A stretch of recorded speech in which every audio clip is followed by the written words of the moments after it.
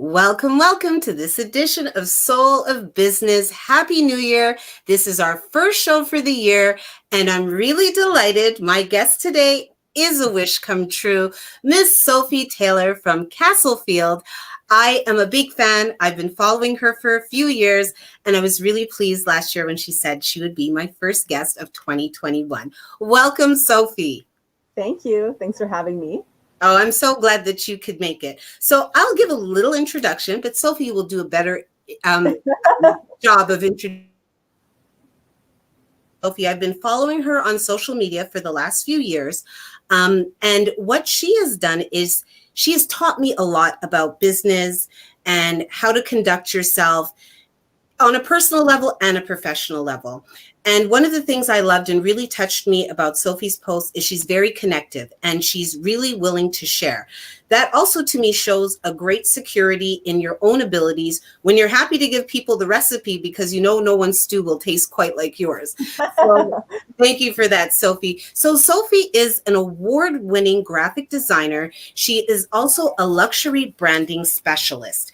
And if you take a look at her Instagram, any of her social media platforms, you will see some examples of her work, and they all show exactly what she means by high-end luxury design. They are literally breathtaking. So welcome, Sophie.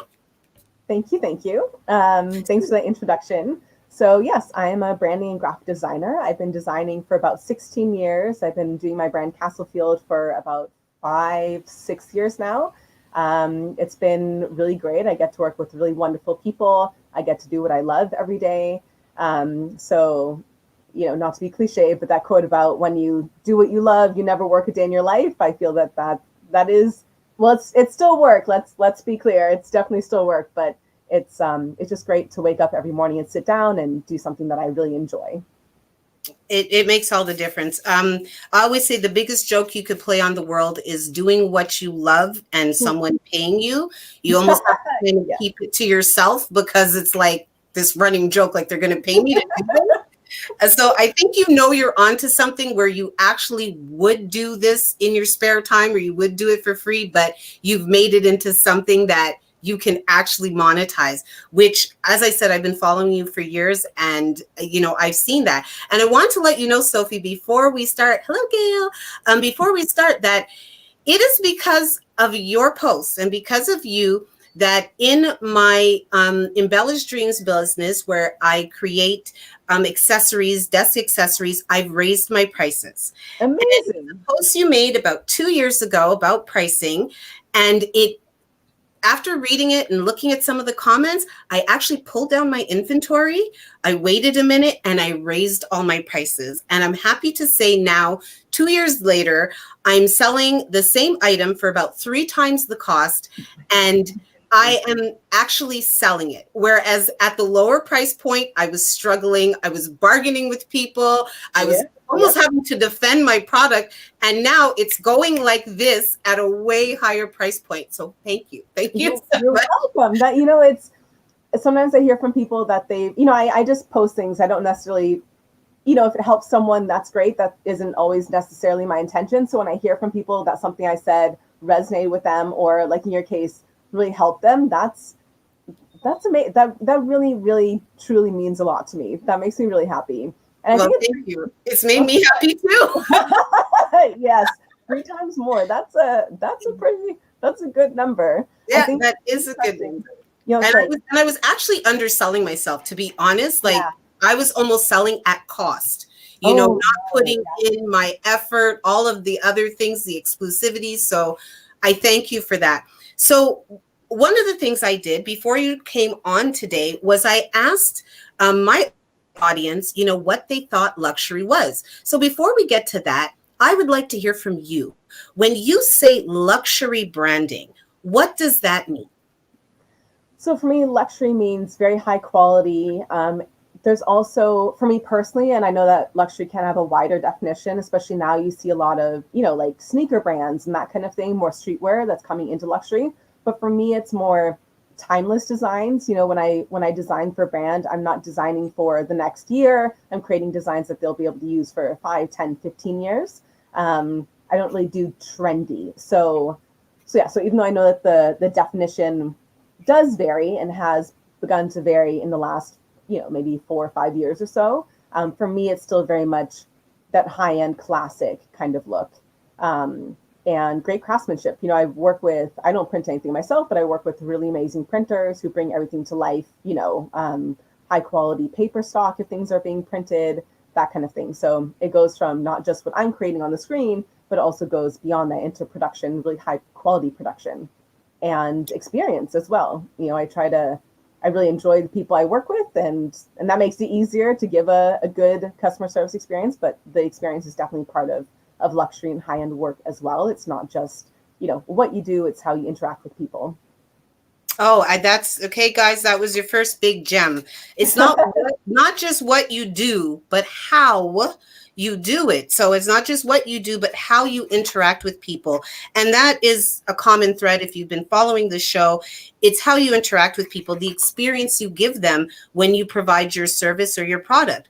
So that's something to really keep in mind. There were a few people that commented, they were looking at launching luxury brands, and we're really excited to hear some of that. So even looking at your site and looking at some of your feedback, that's what you see is people saying, she's a pleasure to work with and she understood my vision. And so it's that feeling that you give that is truly, it's not just delivering a really beautiful invitation, but how we got to that point, listening to the client. Your clients sound like you really listen to them and their vision. So that's a big part. So guys, that was your first gem from Sophie, is that it's not just what you do, it's how you interact with your clientele. So you say 15 years, and I'm sure you get this all the time. Like, how could you have been doing anything for 15 years? It just doesn't look like you could possibly have been doing in an industry for 15 years. I saw, your credentials in terms of your education, but once you leave school and you go out into the world, I find that anyone who studies arts, I studied the arts, it's very different than the theory. The actual is different from the theory. And then you being in the last 15 years in this industry have seen so many changes in terms of technology and so forth. So it had to be a lot of pivoting for you. What made you decide to go the luxury route? Was that always the vision, or did something change once you left school? So when I say 15 years, I'm 35. I forgot for a second there. I'm 35. So I started designing when I was actually still during my undergrad years. So I worked for 3 departments on campus at UC Davis in California. And then I started freelancing on campus. And then a couple years later, I started getting my first outside clients through MySpace, actually, when that was a so I started working with clients across the US, a couple clients in Europe and the Middle East as well. As far as the luxury, when I started Castlefield, it wasn't really something I was planning. It just kind of happened. The things I like to design when I did, product mock-ups or invitation mock-ups or that kind of thing, it just sort of went in that direction of luxury in the sense of, I was doing a lot of like ornate stuff, sort of Baroque inspired. So it kind of, in a way, sort of branded itself. And luckily, it branded itself in a direction that I like, because, if you don't brand yourself, it will be branded by somebody. So I think it was also feedback from other people that made me think, this is the direction that I should be going, I think. And it fit, and it was something I enjoyed. And then I started working in the wedding industry.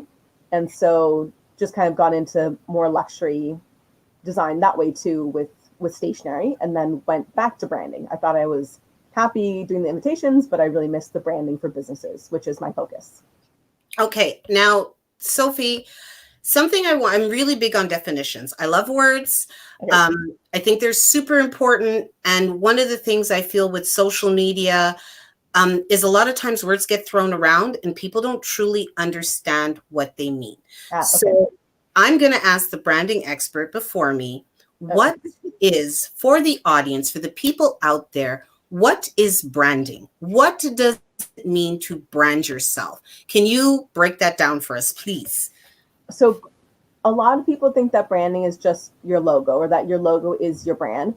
Mm-hmm. Branding is the entire way that you present yourself to the world. So that's everything from the visuals, it's the voice. That's why it's important, if you hire a great designer, hire a great copywriter, because those things go hand in hand. It's also, like I touched on briefly before, it's the experience. It's the way you interact with people as well. Are you fun and casual? Are you more, formal? All of that is your brand and is branding. It's basically every single touch point or experience someone has with your brand, that is your brand. That is your brand. So it's almost like the voice that you speak in. Like Coca-Cola is bubbly and happy and cheerful. So that the tone almost in which a company always speaks to you. So for those of you out there that are looking to brand yourself, that are thinking about even changing your brand, and please refer to something Sophie said earlier about kind of staying away from trendy and going with timeless. If you have a trendy product, however, then you might as well be trendy, because Absolutely. it's going to go. But if you're looking at a business that's more long-term, like a law firm or an interior design firm, you might want to stay away from the trendy. But that voice in which someone speaks, a company speaks to you, is your brand. So if you ever get lost in that, what really helped clarify it for me is I always think of the big names and what they sound like when they talk to me. And you'll notice it is very consistent. Adidas sounds very different than Nike does. Same products, but the voice in which they speak is very different. It's the champion versus the everyday man. So, keep that in mind. So thank you for that clarification, because I think a lot of people do think if they get a fly logo, they're good. Yes. Right? And then you'll see they change the colors, they change their fonts on every 3 months, and no one gets to get a feel of what your company really, really stands for. Exactly. So you said that after you finished school, your company, it's actually, you kind of went with the flow, what came naturally to you and what you were doing the most. And then I like what you said about if you don't brand yourself, someone will. And it embodied you. So it really worked out that it went the way that you did. So this is 15 years. My math is bad. So we're talking 2005, right? 2004. 16 years. 2004. 2004 years. Well, I guess it's coming on to 17. You're coming up to 17 years, lady. Oh my goodness. It's going, I'm telling you. So 2004. So right now, if 2021 Sophie could go back to 2004 Sophie, have a word with her, and I do not want the cliche answer of, all my mistakes have brought me to where I am today, and I'm grateful. I want to know if you can change something, okay? Because everybody tries to give me that. This is maybe, I understand, yes, the made you who you are today, but if you could skip it, if there was something that you could just not do, what would you tell Sophie in 2004? Is there anything you look back at and you would have kind of done it differently? Oh, I'm trying to avoid cliche answers. It's difficult because in 2004 I was I was like 19 or something, math, I'm not sure, but I was so it's hard because I had a lot of life ahead of me that would shape who I am today. Oh no, here we are. I always try to take that option out because that's where everybody goes. It's like, no, I tried. Okay, so I think it's hard because at 19 you don't really know who you are or where you're going. It wasn't like I started designing when I was out of school. I was still in school and really sort of finding myself. So so let's go to when I graduated, I think would maybe be a better place to start. So I think that sitting down, having a better set, really looking at who I wanted to be and where I wanted my future to go. If I wanted to own my own business, if I wanted to work with a studio or something like that, I think that would be really good. But I also, when I graduated, it was 2008. I was class of 07, but I did a study abroad, so that set me back a year. When I graduated, the economy, everything had crashed, and it was really bad timing in that sense too. So I moved home to my parents' house. I felt like a complete failure. I'm from the States, so it's a little different here in Canada, or a lot of other countries where if you move home, it's fine. But in the States, it's really like, you just don't really I'm trying. I'm trying. I'm trying not to the cliche answers. But what was I saying? You moved home.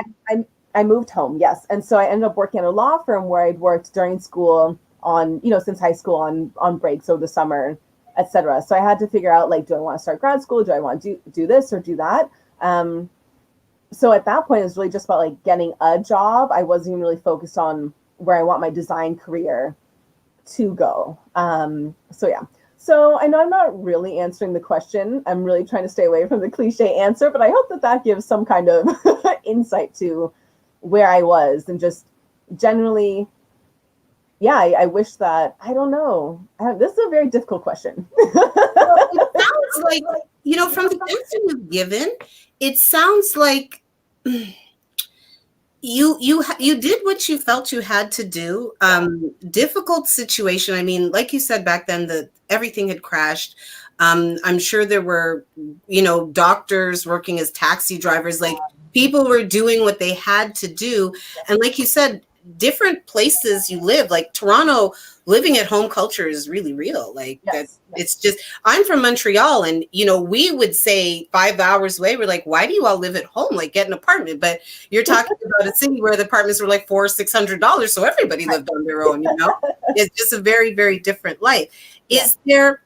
So really looking back, and like you said, you were so young, and it's not, I'm sure 15 years from now, if I were to speak to you and say, look back at 2020, you would have things that you would do differently. But when you're so fresh and so young, there's nothing to do differently. You just kind of do. I'm just trying to get through school and get a degree and just get out and start something. Yeah. I did have a question for you from an audience member. Actually, when I told them you would be on, they gave me a list of questions from since yesterday. One of them was your advice, like if one wants to start a luxury brand. And I find it interesting when people specify that. I'm not starting a brand, I'm starting a luxury brand. What would be some of the key things they would need to do to solidify that position as a luxury brand? Is that something that you go out there and decide, you say, I am a luxury brand, and present yourself as that? Or is that something that people kind of say, oh, this is a luxury brand? Do you decide, or do they get to decide? It's both. You decide. You decide more than they decide. I would say that it's maybe more that the public decides if you aren't a luxury brand. For example, I've had people come to me and they want to be a luxury brand. They want branding. Often people don't really have the budget to, I'm trying to phrase this politely. They don't have the budget to afford higher end branding. But also their products aren't that good. And so that's something where you can present yourself as anything you want, but if your audience or the world in general doesn't see you as fitting that, whatever that is, whether it's luxury or something else, then you won't really be that kind of brand. So you decide, and it has to do with how you position yourself, the visuals, of course, the visual branding, again, the copy, the tone, the voice, then also the quality of your products, the quality of your packaging. Can you tell me what the audience member, what does she or what do they do? Oh, they want to open an interior decorating company. Okay. Okay, so not products. Yes. Okay, so for interior decorating, definitely your visual branding, and then also how you present yourself as far as the interiors that you're designing. Presenting really beautiful fabrics and really luxury interiors. That's important. Or even, I don't know what. Have they worked with other, and whoever this person is, if you're watching, feel free to message me. I'm glad to answer any questions, because I can't answer them maybe without a few more details. But if you're just starting out, try to work with other designers, like interning or as a junior designer or something like that, just so that you get those really high-end homes or retail spaces or whatever in your portfolio, because that's a big part of it, just presenting really, really beautiful things. And that'll solidify it in your mind that you are a luxury designer or luxury brand in general. So collaborating with established creators in your field then would be a pretty important thing. Yeah. Yes. Yep. If you're just starting in the industry, or even, even if you're more established, it's still great. See if you can work. I mean, getting money, of course, is that would be preferred. But see if you can work with a high end, like a restaurant or a hotel or something. You can also pitch yourself and say, hey, I do this. I'm a luxury brand. We fit together because of XYZ. And then see, because sometimes every once in a while they might say like, oh, we were thinking about doing a redesign. So this is perfect. Like, let's take a look at your work and see if we can work together. But yeah, but it's just making sure that everything you present is really high end and really beautiful and really fits, because you can call yourself whatever you want, but if what you're presenting to the world doesn't fit that, then No, the proof has to be in the pudding. And then with packaging, that's some of your work with packaging. Mind blowing. It's just, and I love when you ask us our opinions. And I always feel it's just you being sweet, because I feel that you know which one you like. But I love when you show the different possible color combinations of the packaging that you do, and even with the photographs that you present. Some of the boxes, I feel like I can almost feel them. Like thick the paper is, and it's embossed. And so that idea of presenting luxury is really what you do. It's visually delightful, and you see that with your work. Something else that I was wondering is, you said that you decide, but then the public will kind of they'll either confirm or deny this for you. Have you seen a brand go from common to elevated, or vice versa, where it was a luxury brand that kind of fell? Have you seen that happen? Nothing comes to mind. Yep, nothing comes to mind. Okay.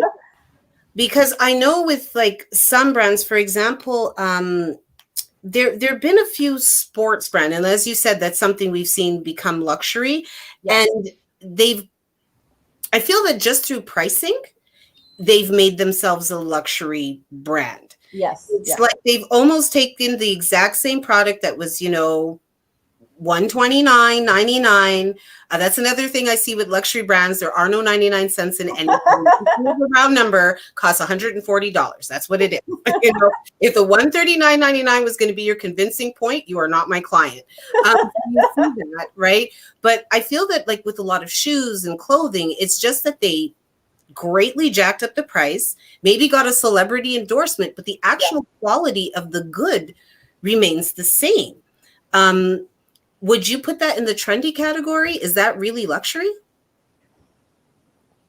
I wouldn't necessarily put it in the trending category. I feel like that's just kind of where luxury has evolved to, and where it'll probably continue to evolve. I will say that's branding. That's a perfect example of branding, because like you said, it's the same, a lot of these brands, like high-end brands, I mean, not couture, where of course everything's handmade, but a lot of these high-end, premium, like fashion brands, their stuff's being made in the same factories as God knows who. So branding, thank you. That's a perfect example of why branding is so important, because that's what sets you apart. If it's the exact same product, it's good quality, but so is this like $50 sneaker. It's the branding and the positioning. And then especially if they have, like with sneaker culture or streetwear in general, a lot of them do have, like a singer, an athlete or whatever, representing the brand, and that's branding as well, because it's like it's aspirational, like you can be like this person, right, who buys stuff from our brand. So branding, see, I'm so excited. Well, as you were talking, a brand that popped into my head actually that was really big and it confused me was True Religion jeans. Oh yeah. And I remember hearing after a while that they were made like in the same exact place as other jeans. It's just that they had a different tag on them at the end. And I believe these jeans used to run like $500 a pair. Yeah. Easy. And to find out that, wait, if I get one without the tag, it's like, $80. And these are made in the exact same factory. So, that logo, that emblem, we see it even on car brands, for example. We're finding out a lot of the higher end cars are made by the common car manufacturers, and at the end of it, it's just the logo that's different. Now, it's not like Bugattis and Lamborghinis that are handcrafted. That's why they cost what they cost. But yes, it is positioning. What do you see for Castlefield Designs in the future? What are your aspirations? What are your plans? Oh, so I've done a bit of a repositioning over the holidays. So it's not a rebrand, but just really focusing on working with like 6-figure earners and up, which from a business standpoint, that's something I sort of struggled with, where I always feel bad for people. So, in the years prior, I'd be like, oh, like, well, what's your budget? They have a great brand. Maybe I can still, work something out with them. So from now on, I'm very focused on who my target market is. And then as more, so I sell products too. I'm not sure if people know that. I have a store. I have everything like fashion and decor and accessories and stationery, of course. So I also want to focus more on, sorry, just seeing these comments come in. I want to focus more on getting my products out there. And I also want to work on balancing my schedule more, because I'm one of those people who's like, oh, can I get this to you next week? And I get very like, I just want to help people and help them fast, but burnout is real. And I want everyone who's a business owner watching this to please keep that in mind. It's not worth your health. Work is not worth your health.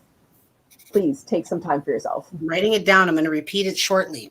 Good. Because that is the truth. And as I had said to someone before, sometimes we got to slow down to go faster. Yes. And, I used to also be like that, where it's like, just keep going, keep going, keep going. And then when I would crash, I would burn. Yes. And then I would need to take, instead of taking a day off or an afternoon or a weekend, it ends up being a week in bed or 2 sick, because you have crashed and burned. So thank you for that. Another gem. I'll put them all together. I'm not going to keep you too far past the time, Sophie. I'm so appreciative that you're here. Time is flying by. Whatever. Didn't I tell you it would go fast? It goes so fast. When you talk about what you love, it just goes so quickly. Yes. I really have to big you up, because, I have some products. As I said, I've been following you, and it's because of you and your repositioning and your repricing and encouraging people to go after what they are truly worth and not be afraid of no's, because, 2 no's at $20 is definitely worth a 1 no at 60 or 1 yes at 60, right? Like, it's just less work for, the same. Yeah. But something that Sophie was offering, again, her desire to give, her desire to help. Social media is social media, and people can pretend to be whoever they want. But I feel that some people's hearts really do shine through. And at the end of the year, she was offering a discount for people who really would love to have luxury branding and couldn't afford her price point. And that touched me so much. I missed the deadline, though. Like 3 days ago, and I was like, she's probably getting a million emails going, can I still apply? And I said, you know what, chances are I will see an opportunity again, but just to have someone who is in the luxury branding business, who is tried and true. Like, you can look at her site, you'll see all of the brands she designed for. She's not talking out her butt. And turn around and say, you know what?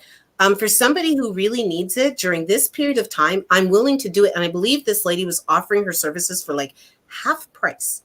So yeah, it was half price, right? So again, the soul in business, because this is the soul of business. Every successful business owner I have ever encountered has a soul. There's something more to them than just making a dollar.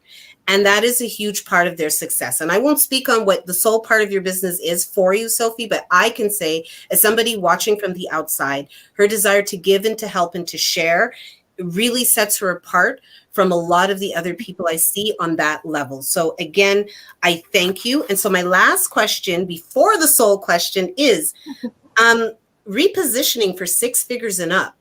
What does that look like? Like you said, aiming for a certain clientele. Like, what do you do to aim for, like, millionaires? Like, what is it you say exactly? So I have a copywriter. Her name is Talia Leacock Campbell from Word Count Creative. In case anyone's looking for a copywriter, she's amazing. She's a very good friend of mine. I don't know if you know Talia, but she's great. So for me, it was like my website was fine. It wasn't bad. I mean, it looked good, looks better than probably most most websites out there, but it wasn't. I didn't like it. It wasn't where it should be. So over the last like month or so, I redesigned my whole website, and then I have the copy that's being written. She's the copy person. I'm a good writer, but I'm not a copywriter. So yeah, just positioning it where it's very clear who my ideal client is, because I find that I have a lot of people, and kind of going back to what I was saying about a lot of people want to be luxury. I have people contact me and their budget is like $200, and like now my branding starts at 10,000, and even when it was like 5,000 or 2,000 or whatever, a lot of people have these aspirations, but they don't have the funds for it. So the repositioning is really making it really clear, like this is who I work with, which is hard because, like I said, like I want to help people, but at the same time, I am designing at a certain level. So it's uncomfortable talking about. Well, I guess we just got to grow to own it. Like it is what it is. And I think that your heart, it shows through. And the fact that you would even offer that at any point to help someone who is aspiring to have a luxury brand and maybe has, like you said, has great products, has great ideas, and doesn't have the budget. And, that, yeah, I could help this person like hit that. Yes. But again, you too have to protect your brand and your work and your energy. So it makes sense. And, I think it's very telling that you're still a little squirmy about saying, yeah, I'm engineers. Thanks. And I respect that a lot. And I thank you for being, transparent and being honest about that. So the soul, Sophie, the soul of business. I always ask this last question before I give the summary of what I've learned from you today. What matters to you? What moves you? What, aside from your business and beauty, obviously beauty is a huge thing for you, helping, what is a cause or an activity that means a lot to you personally? It may have something to do with your business. It may not, it may be personal, but what matters to you? What's in your soul? A lot of things matter to me. Actually, so Giving Tuesday was in, I think, December, where if you donate, they double your donation. And I think I donated to maybe like 10 or 15 different, or it wasn't, like, I wish I could say it was like hundreds of dollars to everybody. I'm not that rich. But when I'm a millionaire, billionaire, it'll be different. But it's because there's so many things I'm passionate about, animals and social justice and women's rights, specifically, like civil rights. Obviously there's so much going on with, police brutality or just injustice for Black people, other people of color, the environment. There are just so many things that I'm really passionate about. And I actually, one of the other things with my repositioning is that I'm trying to work social good into my brand, which I wanted to for a couple of years. I wasn't really sure how. And it's very difficult because I'm having trouble narrowing down what I want to focus on. Mm-hmm. I don't know. There's so many options. So I'm trying to figure out if it's like every month I donate a little bit to, maybe it's like women rights for like women and girls. That's like January. And then, February I do like whatever. And that, ACL, something for like Black History Month, and then, in March. So yeah, so a lot of things I'm passionate about. I am trying to work that into Castlefield somehow. I don't know. There are a lot of things that matter to me. Well, it definitely shows. And I think the fact that you're trying to work it actually into your business to make it a part of your business model is amazing. I've heard you speak about social injustice, or rather read what you wrote, rather. My rants, my passionate rants about injustice. Yeah, your passionate rants. I mean, even I shared with a few people, like I'll show them your page and I'll say, this lady says every time she posts something with a Black person in it, or even when you posted that wonderful picture of your dad and you said, I lose followers. And I remember looking at the page and going, what? It doesn't make sense to me. And I showed it to someone else and they were like, people stopped following her for that. And I was like, the woman said it. I believe her.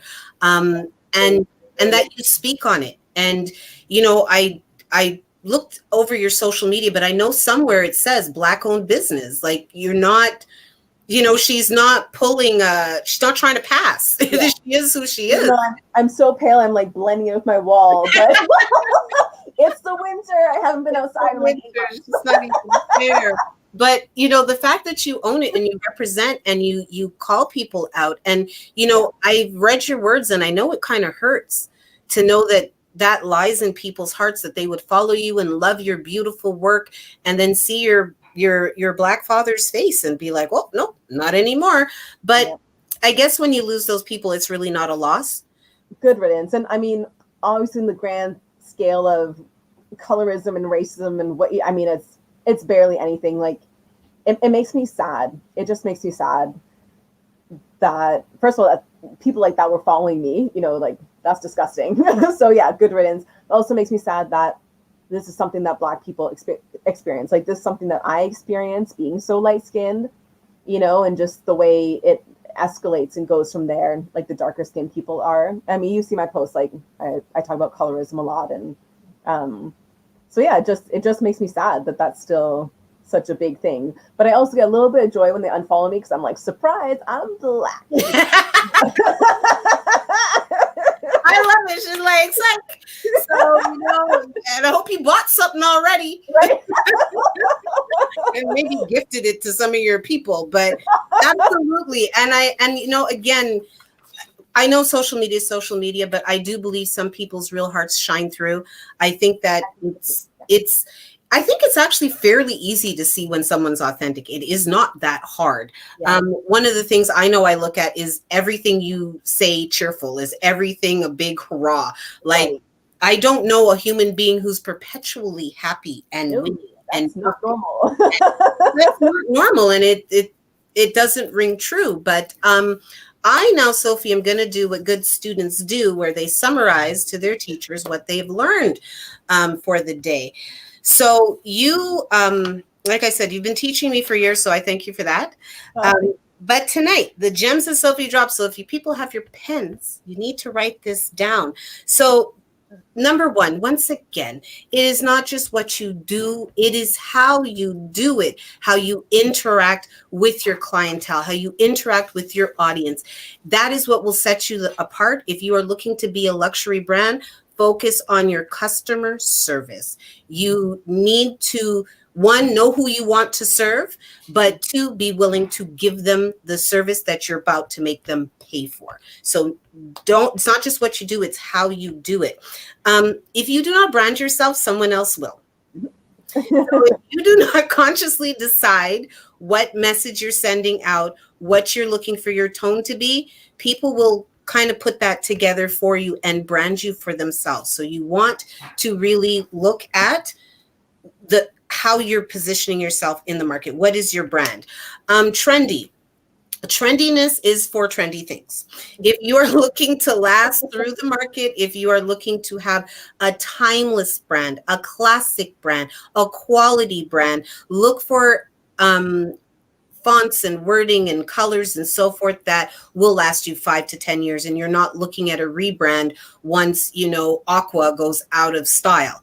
So really think about if your product or your service is trendy. Is this really a 2-year deal and you're going to have to revamp? Or is this something that can last you a lifetime? She went over what branding is. So for those of you that are out there and you're a little bit muddy on what branding was, which I was for years, so it's nothing. Just make sure you get the information. Branding is not a logo, says Sophie. It is how you present yourself and the experience that you give to people. So if you're thinking about what your branding is, that is it. Burnout is real, people. Take time with yourself. If you are an entrepreneur, guess what? You're your whole company. You're it. If you fall down, nothing's going to happen. Your boss will not call in a replacement. They will not look at the replacement sheet and find somebody else. Everything stops until you can start again. So please take care of yourself. Your positioning is your voice, your tones, your visuals. Be very mindful of that, and quality products.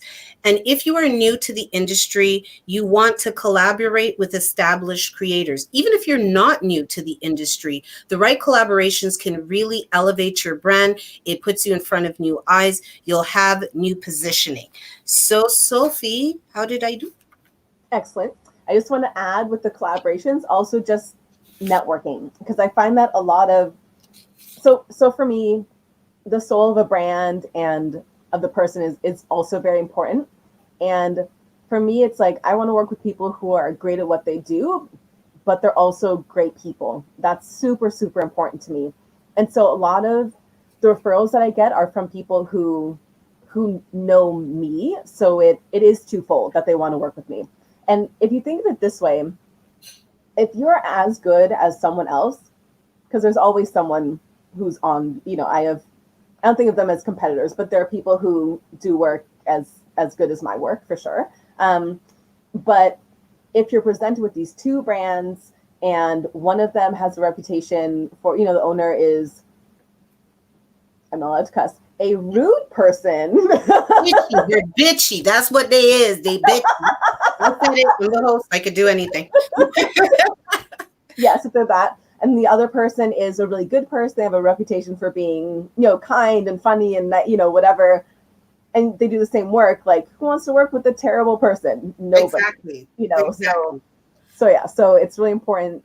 You network, people get to know you, and then you're going to be who comes to mind, because it's not just like, oh, I know these 3 interior designers and they're all good. It's like I know this person. I'm going to recommend that person because I know them and who they are. So yes, right back to your first point. It is not just what you do, it is how you do it. Honestly, sometimes you will get jobs and somebody might be a little bit better, but they'd still rather work with you. Yeah. Because difficulty in partnerships of any kind, never mind, especially business, when you're putting out your money, nobody's interested in that. Yes. No one wants to be terrorized by their clients. No. And I'm sure that's a slippery slope for you, Sophie, because when you go high end, I'm sure people could kind of start to get a little whoo. So you have to be careful about, who you're doing with, because, honestly, when you're going to spend way more than average on something, you do expect to have certain things done for you. But I'm sure that some people might feel like they bought you outright. That thankfully hasn't been my experience most of the time. Actually, the higher end of client, usually the less trouble they've been. I find the same thing. I find that when people are willing to pay their money, one, they're very discerning. So they look through, they decide what they want. And when they decided what they want, they get it. Yes. And the price is not important. They just want what they want. And if you top that off with being nice to them, I find that they're some of the easiest interactions. I find that I have way more difficulty dealing with people when they're trying to nickel and dime me. Yes, absolutely. They're fighting over $19.99, and I'm not into that. Yeah. We'll keep with the round numbers. That's what we'll do. We'll keep with the round numbers, right? Well, Sophie, it was truly a delight to have you, as I knew it would be. I'm very glad for this opportunity to speak with you for the first time. I look forward to the next time. I know you're a busy lady. And I also look forward to meeting you in person one day. I don't know when we're going to come back outside, but I am in Toronto. You're in Toronto. So I will meet you in person. I'm putting it out to the universe soon. And I do look forward to it. So thank you so much for your time. Thank you for your knowledge. Thank you for your willingness to share, and let the audience know, if you have the money and a budget, because this is not the discount deal time, guys, how do they find you, Sophie? How can they get in contact with you? Okay, so my website is castlefield.design. I'm redesigning it, and it'll be on castlefield.co shortly. Hopefully, like next week, that'll be launched. But castlefield.design, either way, it'll forward to the right site. Instagram, Castlefield Design, and Shop Castlefield as well. Where else am I? Facebook, same thing, Castlefield Design and Shop Castlefield. I'm on LinkedIn. I'm on Twitter, but I never use it, so don't do that. I mean, you can, Castlefield Co. That's my Twitter. What else is there? I'm on Clubhouse, Sophie Taylor. I'm going If to anyone follow wants to you. know. Yeah, you're on Clubhouse. It's Yes. amazing. Awesome. It's so good. What else? What else? What else? Yeah, if anyone has any questions, feel free to message me. If it's a small question, I will answer it for free. If it's more detailed, I do have a consultation fee. So I'll send you to my Calendly and we can talk. Also, another thing, so I had this in the past, I'll be adding it shortly. I'm going to have branding like pre-designed customizable branding packages, which I already have for invitations in my Etsy shop. So if you don't have $10 million, it's not that expensive. See, you say 10 million, then they're like, oh, it's only 10,000. What a steal. Write that one down. Write that one down, people. But it's like if you don't have the budget for custom work, I'll also have that option. So people can still have something, whether it's something they use temporarily until they can, invest in a custom package or whatever. So I will have that in the future because again, I want to help you. I see people's brands, and especially when they're great. They're a great person. I know they have amazing reviews, and I know that great branding would help elevate their brand. I want to help those people too. So I will have that at some point. I'm not going to give a deadline because I don't want to stress myself out, but by the spring for sure, that'll be up there. Okay, so good. That's a good range in Canada. And Sophie, if you could, your copywriter, if you drop her name in the comments after the show, Yes. So if anybody is looking for a great copywriter here at Soul of Business, here in Erica and Sophie's world, we believe in promoting people that we know that are awesome. So we definitely wanted to give you guys the opportunity to link with an amazing copywriter. I've been surfing around Sophie's things and it's awesome. So definitely, if you're looking for a copywriter, definitely look into the name she will drop below. I am Erica Edwards, your host here on the Soul of Business. I thank you guys for joining me, and we will continue. Each one teach one. We pay it forward with knowledge here because everyone can learn from our wins and our mistakes, and that's what we believe. So thank you, Sophie, for your time. Thank you, Banki, for being there in the background. We will be back next week, same time, same place, 7 p.m. here on Business Takeout. Thank you so much.